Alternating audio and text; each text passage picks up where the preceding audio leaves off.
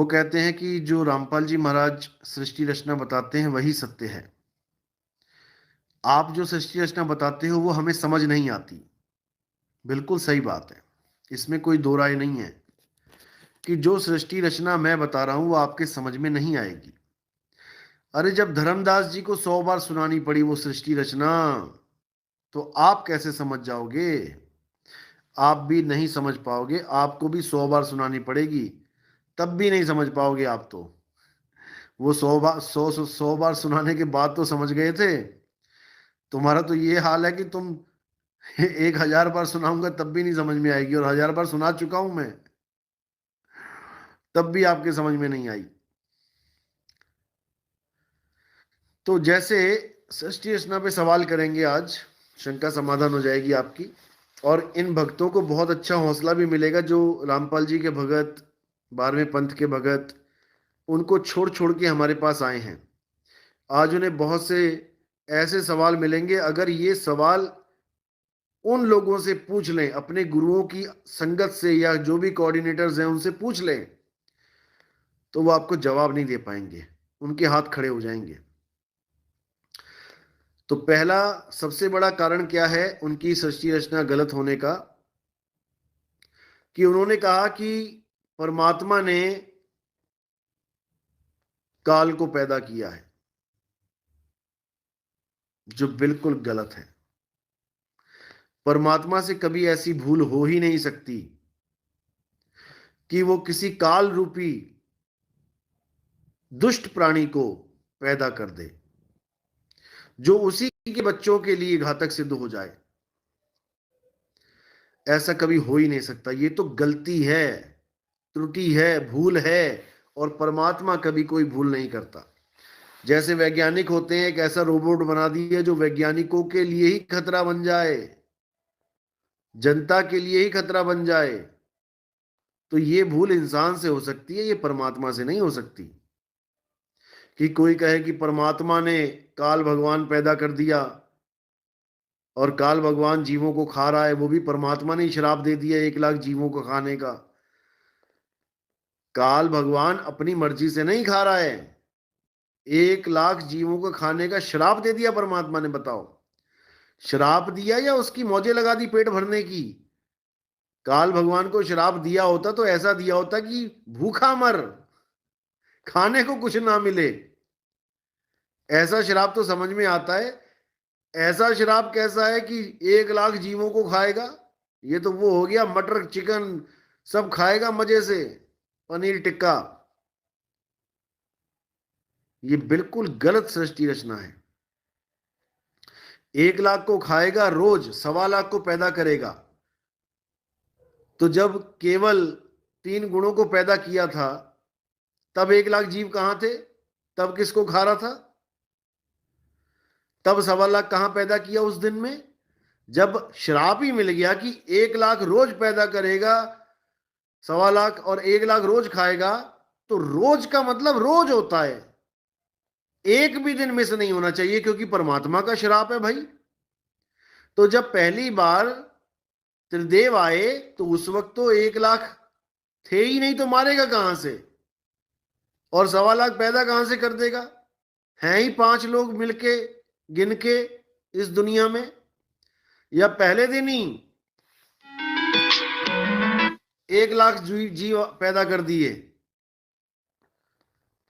देवी भागवत पढ़ो, उसमें क्या लिखा है कि ब्रह्मा विष्णु महेश जब पैदा हुए तो वो देख रहे हैं कि हमें किसने पैदा किया भाई, हम यहां कहां से आ गए। उसके बाद एक देवी आई और उनको एक रथ पे, एक हवाई विमान जैसे होता है उड़ने वाला रथ, उस पे ले जाके अन्य अन्य लोगों की सैर कराने लगे। तो जब सैर करा रहे थे तब 1 लाख जीव कहां थे? उस दिन तो श्राप ही झूठा पड़ गया। 1 लाख जीव खाना और 1.25 लाख पैदा करने का मतलब समझते हो कि कितनी आबादी होगी तब, जब 1 लाख जीव मरेगा? आज आप हिसाब लगाओ कि कितने लोग मरते हैं दुनिया में। आज ही आप, आज की गिनती में ही ये कहानी झूठी पड़ जाएगी। ये सृष्टि रचना की कहानी झूठी पड़ जाएगी। कोरोना में कितने लाख मरे हैं, आप हिसाब लगा के देख लेना। 800 करोड़ लोग हैं, कितने मरते हैं, हर देश में कितने लोग मर रहे हैं, लग जाएगा पता। 1 लाख खा रहा है कि कितने खा रहा है। दूसरी त्रुटि क्या है, वहां बोला गया कि पहले सब नर रूप में थे, सारी आत्माएं नर थी, कोई औरत थी ही नहीं। जब काल भगवान ने पूछा कि मेरे साथ कौन चलना चाहता है, तो जिसने सबसे पहला हाथ खड़ा कर दिया उसको परमात्मा ने नारी का रूप दे दिया। देखो, यानी वो दुनिया की पहली औरत बनी, उस कहानी के हिसाब से जो 12वें पंथ के गुरु हमें सुनाते हैं। तो ठीक है, उसने तो गलती करी, हाथ उठाया, इसलिए नारी बनी।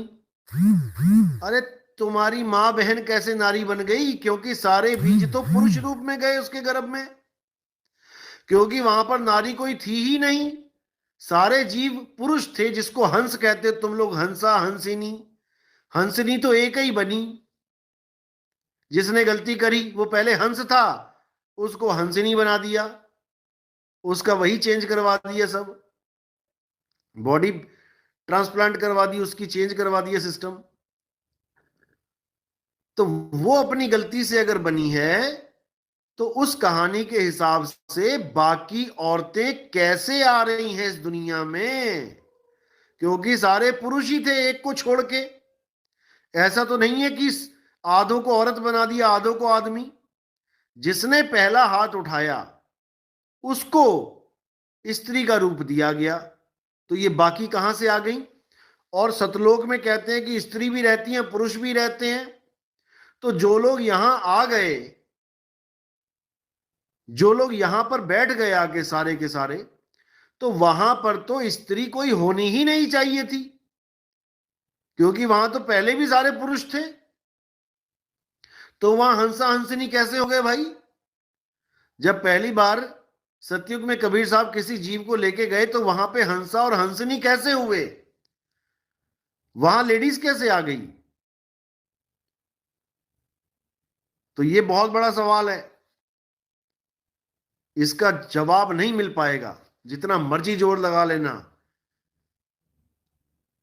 तहसील कोऑर्डिनेटर, जिला कोऑर्डिनेटर छोड़ो, स्टेट कोऑर्डिनेटर को भी छोड़ो, नेशनल कोऑर्डिनेटर से पूछ लेना, उसकी आवाज नहीं निकलेगी।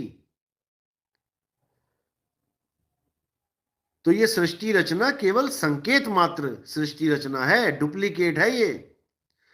फिर कहते हैं अक्षर पुरुष को सतलोक में क्रोध आ गया, आलस आ गया। तो भाई क्रोध और आलस तो गुण है, गुण में भी दुर्गुण है। अभी 3 गुण तो आए नहीं, उससे पहले ही सतलोक में दुर्गुण आ गए। तो ये कैसे आ गए भाई, सतलोक में भी विकार हैं। विकारी सतलोक में हमने जाके करना क्या है, फिर वही क्रोध, फिर वही काम आ जाएगा। कहते हैं वहां पर भी काम क्रीड़ा हुई, इसलिए परमात्मा ने बाहर निकाल दिया। सतलोक में भी काम क्रीड़ा हो रही है, सतलोक में भी विकार उत्पन्न हुए पड़े हैं।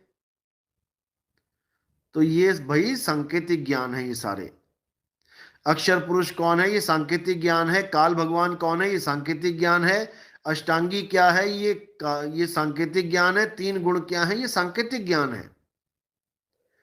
और असली राम क्या है, ये भी सांकेतिक ज्ञान है, जिसको सैन बैन कहते हैं। सैन यानी संकेत, सांकेतिक ज्ञान। सांकेतिक ज्ञान का मतलब सैन बैन, बैन मैंने ज्ञान और सैन मैंने संकेत।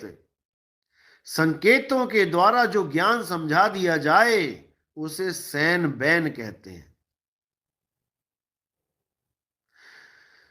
तो साहिब समझा रहे हैं कि ये सब संकेत दिए गए तुम्हें समझाने के लिए सृष्टि रचना को। धर्मदास ये जग बौराना, कोई न जाने पद निर्वाणा। यही कारण मैं कथा पसारा, मैं कथा पसारा, इसी कारण मैंने कथा पसारी है। इन सब से कहिए एक राम न्यारा। वो राम सबसे न्यारा है। इस कथा को हमने सांकेतिक रूप में समझ लेना है। ये जो सृष्टि रचना की कथा है, ये सांकेतिक ज्ञान है, इसको समझ लो और फिर मूल ज्ञान में आ जाओ। बस तब हर चीज क्लियर होती चली जाएगी।